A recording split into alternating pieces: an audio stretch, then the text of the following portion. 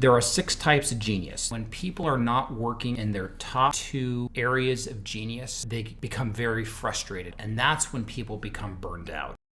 Hey, welcome to the Consultant and the Coach podcast. I'm here with my good buddy, Josh. How are you, my friend? Doing great. How are you? Awesome. I took a week of self-care last week like you previously did, and I am fired up in a good way. You ready to go? I am. Hey, stop looking at that. Sorry. This is going to be an unboxing and we're going to get lifetime consulting wisdom from the master. From you? No, from you. I'm the coach. Oh, okay. From me, I'm a coach. I will give you a lifetime unboxing from a coach's perspective. Got it. You are the consultant. Okay. It's been fun. So today, there's an amazing book coming out called The 6 Types of Working Genius by Patrick Lencioni. So I thought, hey, it would be kind of fun. We have not read the book, but I'm huge into other Lencioni books. The guy is an absolute genius. I have The 5 Dysfunctions of the Team. He also wrote The Advantage, many great books. But a new book is coming out September 27th, and I've taken the assessment. I even had someone go over my assessment with me, so I have a little bit of an idea what it's about. But what I wanted to do with just kind of those listening to the podcast is say, hey, let's go over Erik's 6 types of working genius and say, from a coach's perspective, from a consultant's perspective, do we think it's on? Is he off? What do we think about it? Yep, sounds good. So you ready to go over, kind of what that might look like? Let's rock and roll. And see, hey, maybe it's a disaster. And I have not read any of this, so This is going to be lifetime unboxing, and we'll just find out, hey, we'll see what happens. Awesome. Man. So, hey, Bible verse to lead us off. 1 Corinthians 12. It's all about gifts. 1 Corinthians 12, verse 1 and verses 4 to 6. Let's read that. And I'll comment a bit. Now, concerning what comes from the Spirit, brothers, I do not want you to be unaware. That's verse 1. Skipping to verse 4. Now there are different gifts, but the same Spirit. There are different ministries, but the same Lord. And there are different activities, but the same God activates each gift in each person. And I think while this is about, from a Christian perspective, gifts of what's something called the Holy Spirit, which is an important piece of the way we think about God and Christian faith, even if you don't share that with us, I think one of the things that's important to recognize is this is one of many places in the Bible that indicates there are different giftings. God created people similarly in terms of with his image. He's put in all people, but the way that those gifts and personalities manifest is a very diverse sort of set of man and woman and different personalities and different cultures. And so there's a very intricate way. And so I think there's many ways that that plays out amongst the creation of who God is. And I heard a really interesting sermon recently about, and this ties to, how come, the pastor was talking, he said he was a little confused about struggling with this fact that there was a certain couple of people in his life, and I don't know the whole story and he didn't share much, but basically who are not Christians and demonstrated great selfless love. And the question was, how is that possible, right? Yeah. And I think similarly for gifts, there's a recognition amongst those who are Christians that because God's created order is thrown into disorder because of sin, there are still aspects of the image of God in all people. And so therefore there is creative ability, there is giftings of some kind that are sort of generic, non-faith-based gifts, in addition to these that are referenced around a spiritual gifting. So they're very different, but similar in the sense of there's a baseline gifting we believe is there for all people. And so books like this one coming out from Lencioni and this methodology is one way to sort of provide a set of language around a way to think about that and successfully sort of navigate some of the challenges of work and leadership that we'll talk about. Yeah. So there you go. So coming to Lencioni, he's come up with, and I did listen to a few podcasts of his. He has a great podcast also called, it's from the Table Group. I forget exactly what it's called, but check it out. But the 6 types of working genius, and what Lencioni said was he came up with these 6 types because he has found that when people are not working in their top 2 areas of genius, they become very frustrated and they become burnt out. And that's when people become burned out, is when they're not working in their top 2. So kind of general overview, we're on page 1 of the assessment. Like I said, I took it. It's $25 through the Table Group. If you're interested, there are 6 types of genius. The genius of wonder, which is the gift of pondering greater potential. The gift of invention, which is creating original and novel ideas, the gift of discernment, which is intuitively and instinctively evaluating ideas and situations, the genius of galvanizing, the gift of rallying, inspiring, and organizing others. There's the gift of enablement, which is the gift of providing encouragement and assistance, and the gift of tenacity.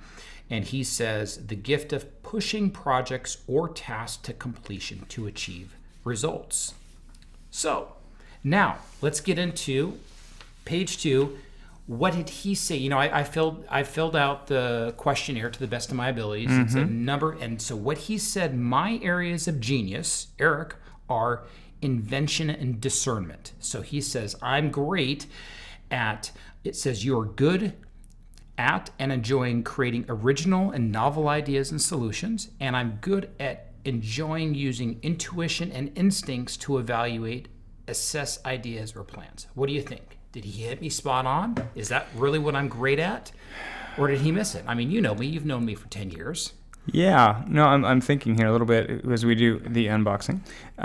So trying to take stock of, I think one of the things that jumps out at me, frankly, is sort of this funny idea of working genius, and presumably genius is only the top 1% of the population. So I'm getting a little stuck on the word genius, but okay. I'm trying not to. It's Lencioni's genius.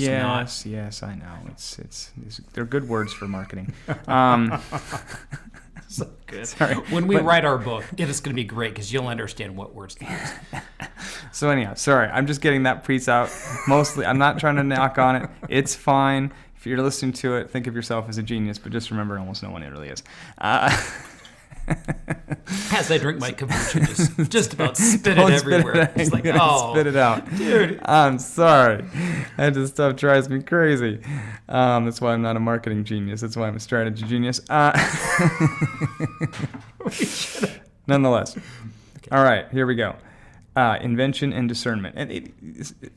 Okay. I'll probably have some other comments. I'm going to try to keep it positive, though. Yes, no, you definitely like enjoying creating new things. It's interesting to me about that because I haven't read the other 2 or 4 down below, but most entrepreneurs fall into that category, right? People who like to solve problems, start new companies, build new products. So there's lots of that. I would be hard-pressed to find any consultant or entrepreneur that I work with who doesn't, or CEO for that matter, who doesn't fit into that category. I'll have to read the other ones here in a bit. So, yeah, that's interesting. I'd be curious to know how this profiles for different job types, if that's in here. You're also good at enjoying using your intuition and instincts to evaluate and assess ideas or plans. Again, this seems vague to me, so I'm trying to understand what that actually means. I'm sitting here trying to digest that a little bit. Because isn't that what CEOs do all day long? Well, I would say now I'm just unboxing it with you. I would say if it's not what CEOs do and you find yourself a CEO, I think what Lencioni would say is you better at least have someone on your team that has that gift. Yep. Okay. So, but so it says my top 2 are invention and discernment. I'll just flat out say yes, invention is one of them. I literally thrive on coming up with ideas. I have 5 different business ideas a day. Yeah. I'm going to skip on discernment for now. Let's work into my working competencies. So what my first overview of the material, working competencies are things that it's not a natural gift, but we're good at because we've done them enough times. Right. So, for example, my working competencies are wonder and galvanizing. And what wonder is, it says you're capable of and don't mind pondering the possibility of greater potential and opportunity in a given situation. So it's like, hey, what's next? What could we do next? And then galvanizing, from my perspective, I see as kind of a salesperson. Let's get the team all on board. That is, you are capable of and don't mind rallying people and inspiring them to take action around a project, task, or idea. Yeah. So that would be my working competency. So you known me for 10 years. What do you think? Yeah. Are those competencies, or are those really frustrations, or should they be geniuses? Yeah, I think as we go here, my first reaction here is I would swap discernment and wonder for you, Because Wonder, you again, sort of on the building ideas part, you're more on that front. I think I see those two I bet those pair together a lot. Mm-hmm. It's interesting you fell to that level compared to discernment, which I don't see as strongly as like a natural genius versus like competency. And I definitely see the galvanizing piece in terms of not from your personality something you're a genius at, but the way you've built your team and your company and the way you do your leadership team. The galvanizing piece definitely speaks to how you've figured out how to rally your team, work through adversity. These aren't things that you love doing, but you've learned to do them well. And it's funny because people who don't know me, they've come to, Erik, you're amazing at rallying a team. You're so great about doing this and this. And they are shocked because they will find out, you mean you don't like it? No, I hate it. Yeah, exactly. I know you well enough to know you don't like it. Right. One of the best parts of my business was when I got so good at sales, I could hire an outside sales so I didn't have to do it. It would give me anxiety fits. Now, I did it because anyone who starts their business has to get good at sales. Right, some kind, internal or external. Yeah. And you're right. And what Lencioni did say is when we have to spend too much time in our competency, that is what causes burnout. Okay. So if we're hanging out in our genius all day, this is when you can spend 14 hours a day. For me, inventing things, I never get tired. And this is how you know it's your genius. You could spend all day long doing it. Right. But if you ask me, Erik, spend even 4 hours a day galvanizing people, leading, hey, come over here, we got to do this. It kills me. It's a sucker of life for me. And so you are spot on, at least with the galvanizing. I want to come back to Wonder because you went where I was kind of thinking as well too. Let's talk working frustration. So the last two, working frustration, my bottom two, number one, tenacity, and number two, enablement. So first is, it would say my working frustrations are you are not naturally gifted at and or derive energy and joy from pushing projects and tasks. We're not even halfway through it. We're laughing. It's so me. Derive energy and joy from pushing projects and tasks through to completion to ensure that the desired results are achieved. Okay, just rip on me. Could I line up the people to bring in to affirm that one for you? How many people can I bring in here to affirm that one for you? I'm just the names. I'm not going to mention any names on the podcast, but. Okay, but I will admit that. This is why I have an executive assistant. Yeah. Tim fixes it for me. I'm like, Tim, this is what we're going to do. We need to finish it. I've hired someone to do it. Well, I will own that. So, couple quick comments here, I think that are helpful, hopefully. Plugging a few of our previous episodes, if you've not heard them, we did one on Strengths Finder. Some of this stuff crosses over. The other one we did one on recently, actually, that got a lot of interest was ADHD. And my guess is a lot of people with ADHD probably have a tenacity frustration. Oh, yeah. Right? So there's a big connection there to me in terms of your specific profile, right, is ADHD and sort of your desire to sort of be moving. And when you sort of get sucked into details, you certainly get lost because your mind is sort of not always able to do that well because of the ADHD, exactly. I suspect. Right? And he's spot on. Yeah. And he would say, hey, Erik, if you're spending all day in the area of tenacity, it's a train wreck. Yeah, and when you get stuck in those days, you're not happy. No. Now, I have to do finish things. Yeah. However, I just sit down, this is going to be miserable for the next 2 hours. Right. I'm going to hammer out this report because I have to do it for my team. Okay. The other one is enablement. And enablement, he goes, Erik is not, I'm putting my name in here. Yeah. Erik is not naturally gifted at and or derives energy and joy from providing others with encouragement and assistance for projects and ideas. Well, that's interesting because I find you a pretty encouraging person even on hard days. You find a way to be pretty encouraging. I'm trying to figure that one out. So that makes me happy that you would think I'm encouraging, because that is something that I have done a lot of self-work with. I was wondering. I was thinking that as a competency more than a genius. So what I've done is it is an area of frustration. It does not come naturally. But I have done all sort. When I have my own coach, so not only am I a coach, I have a coach with a coach. So if you want to know, hey Erik, what are you working on with your coach? Emotional intelligence. To encourage others. How do I know this? I've had so many 360 reviews of myself at work, and they said, you stink at this. Okay, I didn't just say, well, that's how I'm made. No, I'm just like, okay, I need to become better at encouraging others. So this is stuff, yes, he is spot on. it is an area of frustration for me, but this is what we should do. Just because it's an area of frustration, we just don't say, well, that's just the way it is. No, I'm going to work on it. How can I encourage Josh? How can I, in my coaching of youth cross country, I'm like, hey, how can I encourage these kids at my work and with my clients? It doesn't come natural. How can I encourage so-and-so and catch them doing good? I work really, really hard. So that is an area of frustration naturally, but I have learned to compensate for my weakness. Right. So he's spot on there. Interesting. Now I'm going to jump back up because you said, and I laugh hard at this. He said, and granted, this is based on the bubble question. They would say, I'm gifted in discernment, and you would say I'm more gifted in wonder, and you're correct. Yeah. I would actually flip-flop wonder and discernment, and I figured out why. Okay. Let me So tell you'd you already why. decided that before I noted it. And that's why Good. where you said it shows, hey, Good.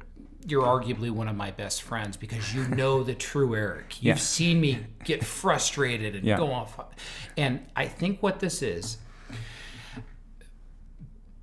I have been burned a number of times in business. It's caused my discernment to go up crazy high because I'm very discerning. I understand how to read reports. I understand how to read people. Got it. So I think, and this is In me other words, just you've been in guessing. business for a while. I've been in business for a very long time. Israel, like, oh, Because of course you've been burned. That's the way business and goes. so for someone that is trained, I think what can happen is areas that might be a competency rise up to what looks like a genius. And this is where, I know Lencioni is doing his very best with these.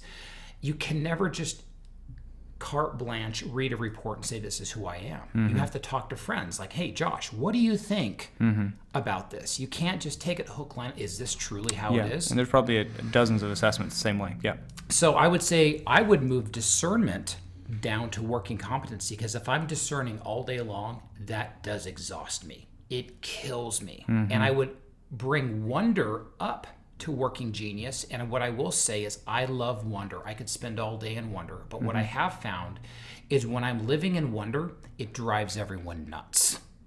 So I've learned to bring down my wonder so I don't drive everyone else nuts, because wonder is you don't mind pondering the possibility of greater potential.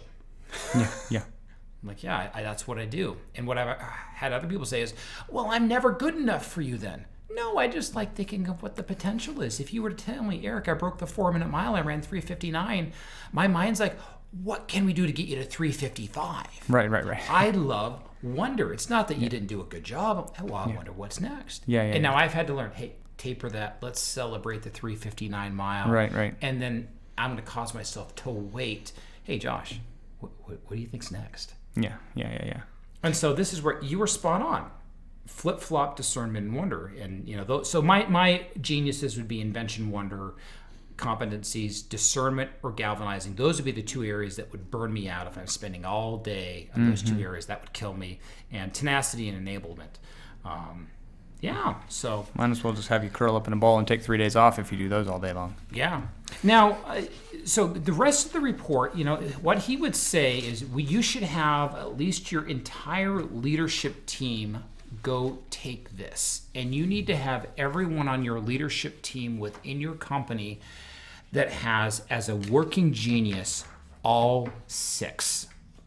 Now, you have to have at least 3 people on your team. And Did you say 6? You have all 6 geniuses represented on your team. On your team. Got it. So for example, if you need, for example, the ability of galvanizing, that's not my gift, but I have other people on my team. For example, my COO at my company, he is a galvanizer in an amazing way.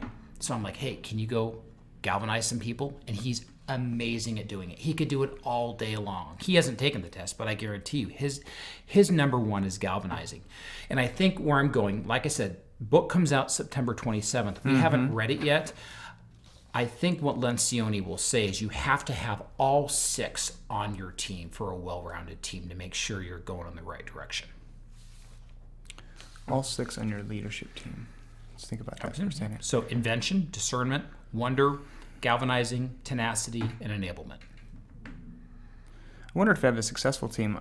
I mean, just my first reaction to that is I wonder if you want to have 2 people with each, because if everybody has 2, Yeah. you'd want to make sure that you're pairing people have the ability to sort of get a couple perspectives, right? Yeah. Right. Definitely. Or is there specific insights you could glean from certain pairs, right? So in other I words, think if you're a mature team, absolutely. right? Because like yours was setting aside which ones we agreed with, invention and discernment. You might want two people with invention, but those not the same two people with invention and discernment, because I bet those show up differently when they're paired versus, say, invention and wonder or invention and galvanizing. Like there's probably some interplay you'd want to have in terms of the way you paired them, because I bet they show up a little differently in terms of expression and language and ideas or lack thereof. And I think where I'm also thinking is it's 2022. It seems like everything I hear from people today, I'm burned out. There's a lot of people living in burnout. And I think the beauty of this report from Lencioni is you don't want your team members and employees burned out. So if you have anyone saying, I'm burned out, what I'd love to see is, are they hanging out in their competency instead of their genius? Can we slightly tweak their job? Yep. So if I were coaching with someone who's burned out, I can see myself using this coaching to say, hey, of the 8 hours a day that you work, or 10, or 4, whatever it is, tell me how you spend your day. What's your genius, and how do you spend your day? And this gets into other things. Is it time to quit my job? Or is it time to change my job description? Or do I need to hire someone else? That's how I see the beauty of this report. It's really working. Well, and I think also, again, this is a way, as we've talked about, frustrations that I see in a lot of companies I've worked with is lack of job clarity, lack of role clarity, lack of key results and metrics around which someone actually has control, like SMART goals that someone can actually deliver on and know they've done their job or not. And so I think that in addition to that, there's just all this basic foundational work. I mean, it's like in baseball, which I enjoy coaching, is fundamentals, and even sometimes at the pros, it's like, okay, you just need to go back out there and practice taking ground balls for a while because you don't know what you're doing, and you've gotten yourself sideways. And it's the same thing professionally with leaders. Is sometimes you need to revisit. Even these help to force us to recognize we have to revisit the very basics of what are your people's jobs? What are they held accountable to achieve? Do they have the tools they need? And then you can decide, does those things even reflect what their genius is, right? So the nice thing about this is it can force you back to the fundamentals. Yeah. And I just jumped to page 11. This is kind of cool. So literally we are unboxing my report for the first time here. And so there's 6 working geniuses, but he's then taken these 6 types and put them into 3 smaller categories. So there's the wonder invention. That falls under the ideation category.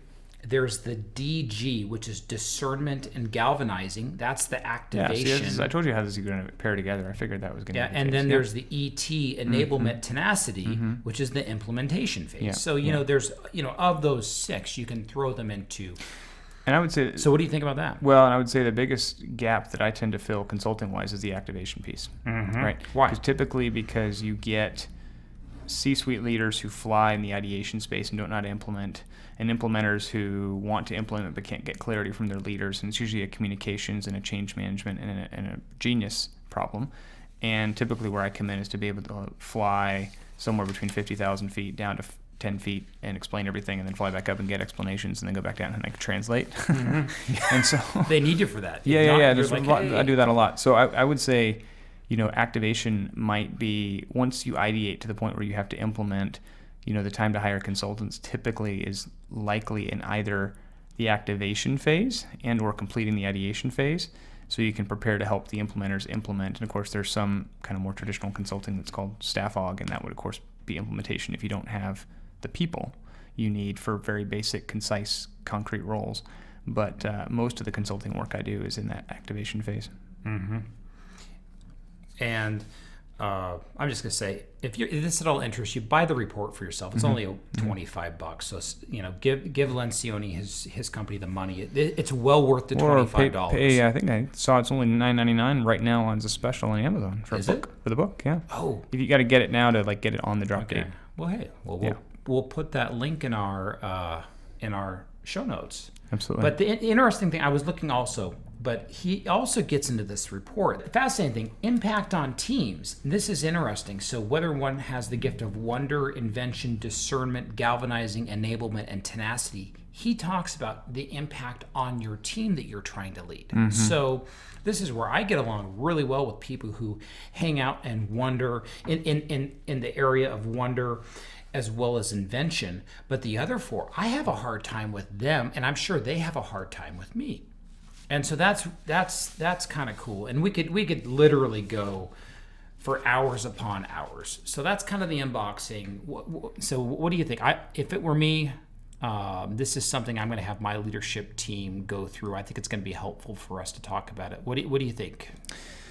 Yeah, no, I think it's another one of many tools that leaders certainly can have available to help, put language around a conversation with their team, right? Especially if you have a new team. I could see this being helpful if you need to refresh your old team, if you've got new team members, if you need to, frankly, assess the current team you have and you think about what's next. Maybe you need to make some changes. Do I need to get rid of someone, or do I need to bring someone else onto our team? Yep. So this can be helpful. I think there's several tools out there we've talked about that this is good, and there are many others. But then, of course, we're the consultant and the coach, so obviously we're looking for ways to help people. And so I think depending on where you find yourself landing after using that tool or said other tool, if you need help on the activation side, reach out to me. If you need help on coaching and development in any one of these spaces, if you have a leader who needs some growth work, then they're, obviously reach out to you. And that would be, we'd be happy to come alongside. So hopefully this is just one tool. One tool. And it'd be like, hey, if you're a carpenter without tools, need lots of it's kind of hard to make a house without a hammer and all that cool stuff. Exactly. Leaders need tools as well, too. I see this as a tool. I believe it's worthwhile. But hey, it's been fun, man. Absolutely. We might have to unbox some other things. Good job. Good job in your assessment. You were nice to me for the most part. Thanks for not telling certain stories that we're both thinking about right here, but we'll leave that here. That's right. That's right. I know what you're thinking about. But anyway, hey, until next week, thanks for listening to The Consultant and the Coach. And if you need more, hey, go to theconsultantandcoach.com. And if you're listening to this on either YouTube or a podcast, do us a favor. Leave us a 5-star review, because what that does is it allows other people to find this material as well, too. So please do that, because we want to just keep providing great content for leaders out there who are just desire to really grow and lead their company. Take care, everybody. Okay, see ya.